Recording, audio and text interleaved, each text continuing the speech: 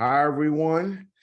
This is another interview for the VeChain academic research study on tracking carbon offsets, carbon credits, and carbon emissions on the blockchain.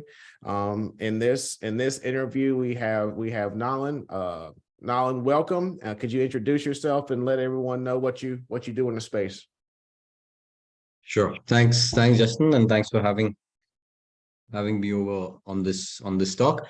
I'm a partner at the Climate Collective in India. We're a not-for-profit that runs climate tech accelerator programs, largely in the South Asian region so far. So India, Sri Lanka, Maldives, in the past as well in Nepal. We started off actually as solar and wind project developers between 2010 and 2015. Then from 2016 onwards, we've grown the climate tech startup ecosystem in South Asia through accelerators. I now oversee a lot of the work we do on the capital side. So we have fundraising platforms, we're setting up a VC fund, all of that. We've supported about 860 climate tech startups. So it has become the largest platform in South Asia. This year, we're going to expand to Southeast Asia as well, and next year to Africa, and the year after to LATAM. So we have a global South ambition after having kind of proven the model and supported startups in South Asia for the last 7 years. So I'll stop here. Excellent. I appreciate that.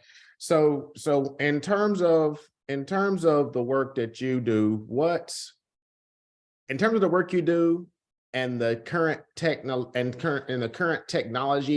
offerings that are currently in a space, what are some of the shortcomings, or challenges that you've seen?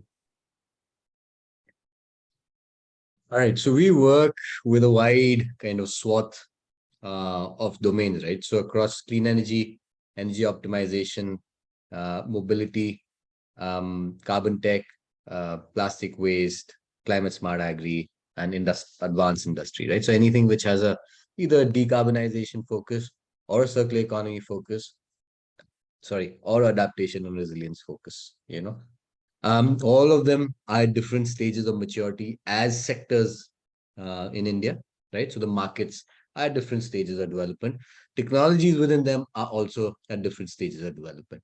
And then, so I'm kind of drilling down. So we have sectoral development, we have technology development, and then we have the product level development. So everyone has their own challenges, but broadly, if you look at the general challenges that startups or founders face, and just stop me, Justin, if I'm answering the wrong question, but we want to understand what startups face as challenges, right? In where we work. Yeah. Yep. So one is, of course, typically startups in the space have longer product development cycles and also sales cycles, right? Now, product development cycles being a result of oftentimes these being sometimes hardware or hardware plus software. So digital plus hardware, software. So there's naturally, and this is more true for deep tech startups, and more we are seeing deep tech startups. If your business model innovation is different. But that's one. The other is, as I mentioned, the sales cycle is also longer because the majority of at least the startups we see are B2B, some are B2G, and some are B2C. But B2B sales cycle in general are longer, right? The other thing for the sector as a whole, both founders and investors need to have some understanding of technology, and they need to have some domain expertise. It's not as simple as creating for example, a social an app, a relatively simple thing to do, but of course hard to scale. But you need domain expertise both on the founders and the investors. So that's a general challenge for the ecosystem, But increasingly, we're seeing higher quality entrepreneurs coming into the space. We're seeing more specialized pools of capital being raised on the investment side. So that's a positive. We need much more of it. It goes without saying. There's a little bit much more, as compared to perhaps, some of the other parts of the world, there's a little bit more scarcity of early stage risk capital. So when you're starting out, non-dilutive capital, that's not as available. Mhm. So that's the other thing that we are trying to solve. Let's see where that goes. Things are changing. So we have, I mean, I will say on the positive side, um, I think in terms of total startups, India is today number 3 in the world. In terms of climate startups, we're number 9, I guess. But if you consider Europe as a whole, we're probably number 4. Mhm. Um, so it's green shoots. It's interesting. We're managing to attract more capital and the right kind of entrepreneurs, but much more needs to be done. Okay. Yeah. So whenever you're looking for, whenever these startups are looking for investments, 'cause we spoke briefly about this, and they're doing pitches, what Right. value do you see in the increased transparency of the things they're doing within the sustainability space, within the climate action space, within all of these different spaces for kind of validation? Yeah. I mean, that's a good question. That's, I mean, that it's kind of at the root of what we do when we do evaluation and due diligence, right, of startups. You want to know that the claims that a startup makes can be validated, whether they're technology claims, whether they're business claims, either of those, right? So what do I mean by that? So if it's a new technology and they say this can help improve efficiency by X, we need to validate that, right? How do Mhm. we validate that? Either we go to a third party Mhm. validation service, we go to a lab that can certify it, we go to a regulator that can certify it, right? We go to also customers. There's nothing like that, right? That's the best. Even before any of this, if the customers tell us that yes, this technology has helped me save money or it's helped improve my bottom line, that's validation, right? So that's something we focus on very strongly, is customer validation or market validation, right? Mhm. um Something more granular is when we evaluate startups, we want to make sure that the things they're telling us on the business side, their growth rates, their whether it's on revenue, profitability, right, or sorry, or customer conversion, all of those things, that they are genuine, they're valid, right? Mhm. And this is dynamic data. It gets updated all the time, right? You're growing as a company. So Mhm. that's the other thing that we want, is the ability to update data on a regular basis, right? So we need transparency and validation of claims that the startups make. We need regular updation of data, and that has to be again revalidated, right? So it's a ongoing and dynamic process. And imagine this happening across hundreds and eventually thousands of complex businesses, Yeah. right? So one example that we spoke about was the idea of creating this data sharing platform Mhm. where, for example, a startup needs to apply for grants, it needs to apply for investment as equity, or it needs to apply for debt capital to a bank, or it needs to apply to an accelerator, or it needs to, for example, do a sales pitch, get empaneled by a corporate, for example, right? All of this requires them to share data about their business, about their technology, share information on cost benefit analysis they've done, or the customer value proposition, all of this.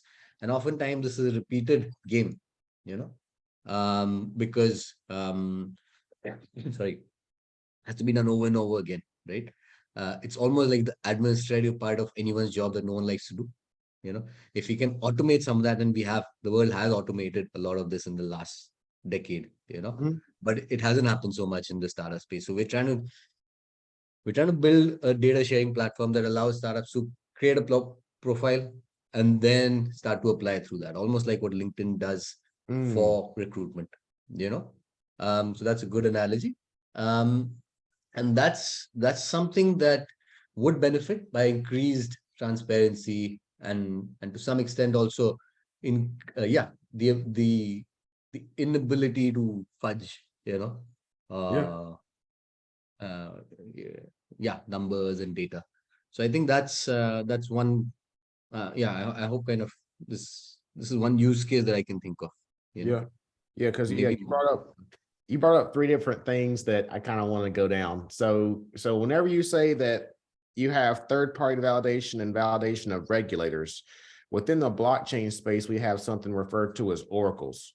So oracles Right, are right. essentially pretty much third party. So you're familiar with oracles?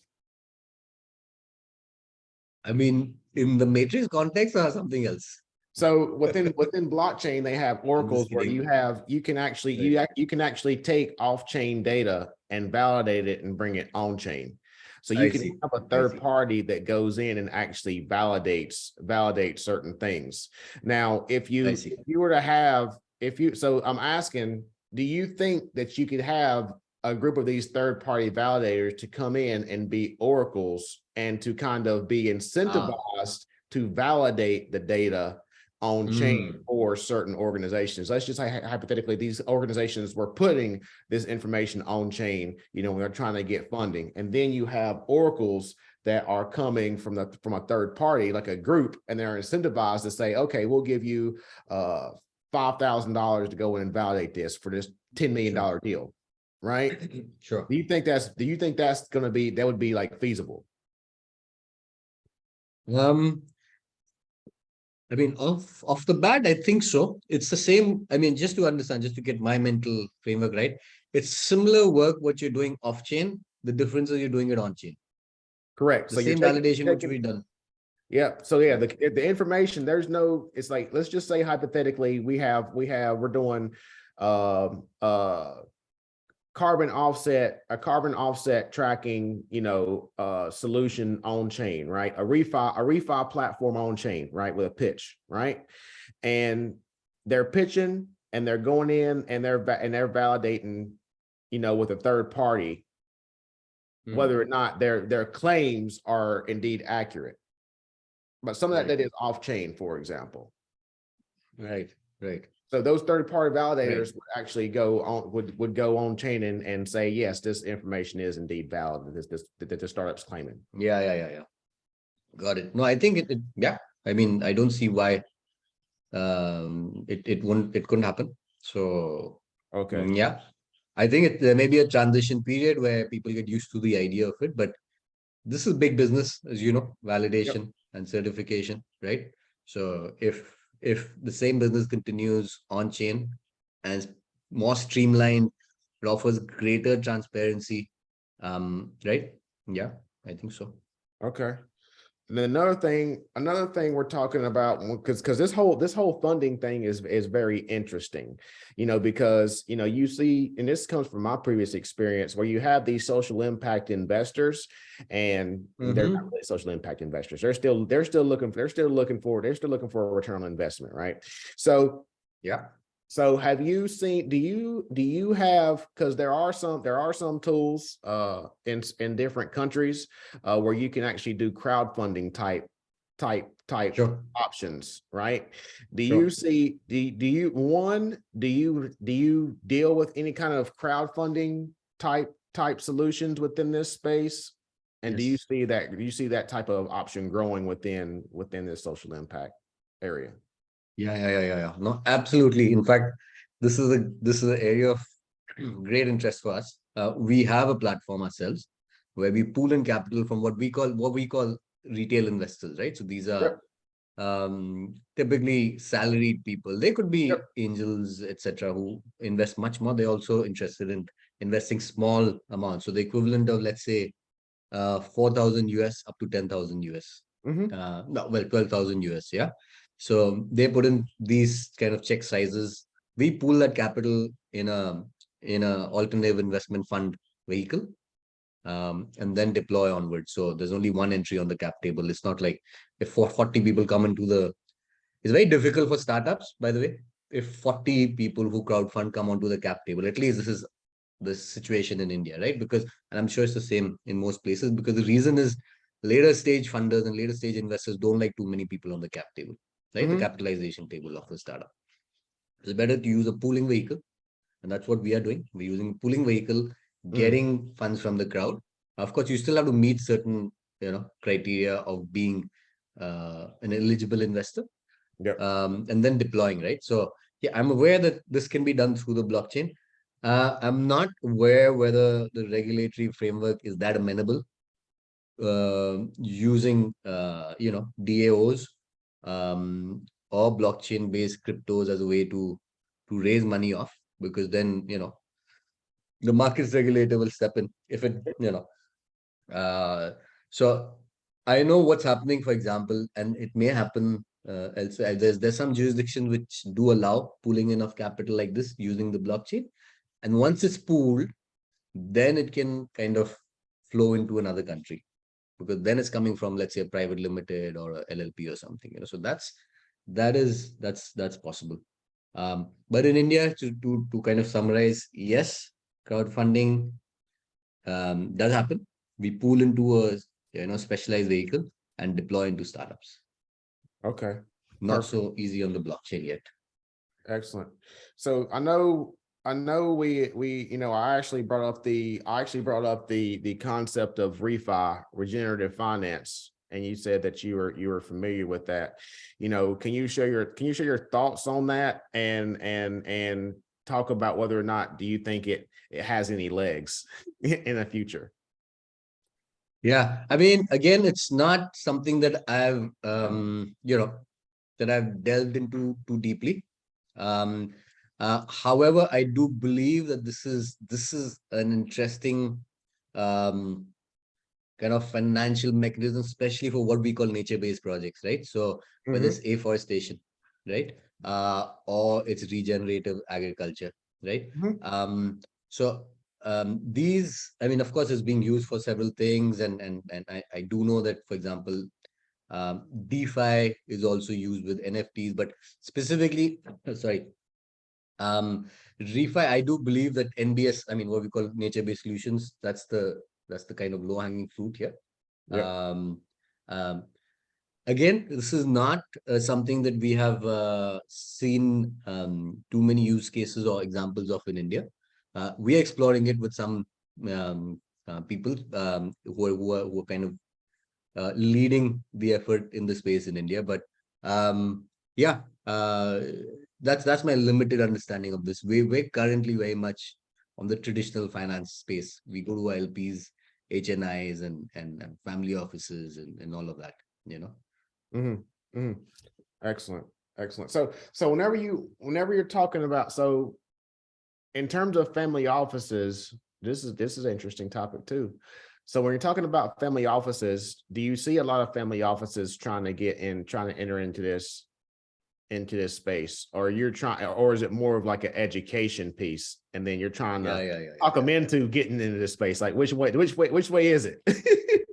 Yeah, that's a good question. And when you said this space, you are talking about climate, right? Not the blockchain space. Right. Climate. Correct. Yeah. Okay, good. So mixed bag, right? Okay. There's like in everything, you have the progressive guys, you have the early adopters, you have the progressive guys. By and large, there's a huge interest in climate. That's something I can say pretty categorically, right? Now, whether people are actually putting money on the table, that's why I say it's a mixed bag, right? But everyone is interested. So we work with family offices in a number of ways, exactly what you said. So one is on the awareness building, second is on education, and the third is on the actual fundraising. So depending on which kind of stage they are in the learning curve and in the risk appetite, especially because at least in our case, we are playing in the early stage, pre-series A stage, right? So some family offices who do play in the same stage are looking at climate seriously.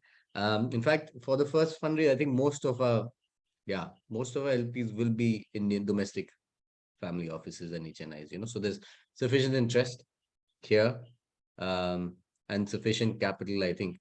And keep in mind, Justin, that there's like in the US and in the EU, there's a similar kind of intergenerational wealth transfer happening, right? The younger generation is oftentimes kind of more aligned. Perhaps I don't want to use that word, but let me anyway. But like values and profit, right? Of course, they're good business stewards, but they want to make sure that they're doing the right things. And oftentimes these guys like the environment as a sector, and climate falls squarely in that. So yeah, mixed bag, definite interest all around. Some people are already acting. Some people are waiting and watching. But Yeah. most people we speak to say no. No one says no. Short answer. Okay. All right. So, because I know the U.S. is putting more regulation in terms of adding transparency for public companies when it comes to climate. So I haven't really, because that just happened last March. So I haven't done any research in terms of India. So my question is, what type of regulation is happening in India, where they're kind of requiring organizations to make their data and their greenhouse gas emission, things like that, making that transparent to investors, public. No, that's a good question. So we have something so the market regulator is called SEBI, the Securities and Exchange Board of India. They've introduced the Business Responsibility and Sustainable Reporting Framework, right? And that is India's ESG reporting framework, ESG auditing and rating framework for listed companies, right? Now, very recently, in fact, I was reading, I think it's Feb. So yeah, maybe end of November or something is when there was news that they were planning to simplify it, because as you know, I mean, I think this is sometimes a challenge with ESG, is that the reporting is not that simple. Or to put in baselining methodologies and data collection and all of that, and sometimes that becomes its own beast. So I think it's a good step. But yeah, I mean, to kind of share, the BRSR is our ESG reporting framework. All listed companies need to comply. The second thing is, I think we were doing this research. There's about 139 Indian corporates. And this could be, by the way, dated, because this is 4 months ago I did this research. So about 139 corporates, Indian corporates, have signed up to some public commitment to decarbonize, right? Perhaps the CDP, SBT, EV100, RE100, any one of these, right? So that's also a nice kind of critical threshold of largely listed companies and perhaps a few unlisted that have made public pledges, yeah, so this is happening.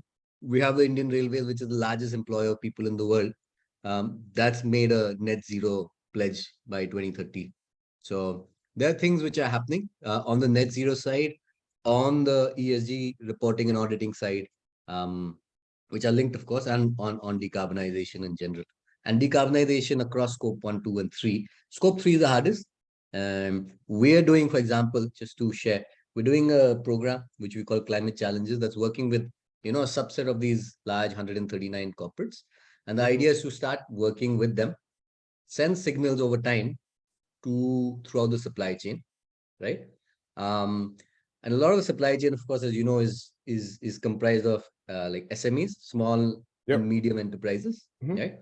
So that sends signals over time. I mean, this is a medium to long-term goal, but these signals are powerful enough for, hopefully, that'll lead to SME decarbonization as well over time. Okay, excellent. Yeah, this conversation was very, very, very interesting. I have a lot of notes that I need to follow up on, a lot of things that I didn't know about. So that's the power of this. That's the power of this technology where we just hop on a Zoom call and just zoom in and share our thoughts. So thank you for your time. Absolutely. And again, till next time. Awesome. Thank you, Justin. It's a pleasure. Thanks.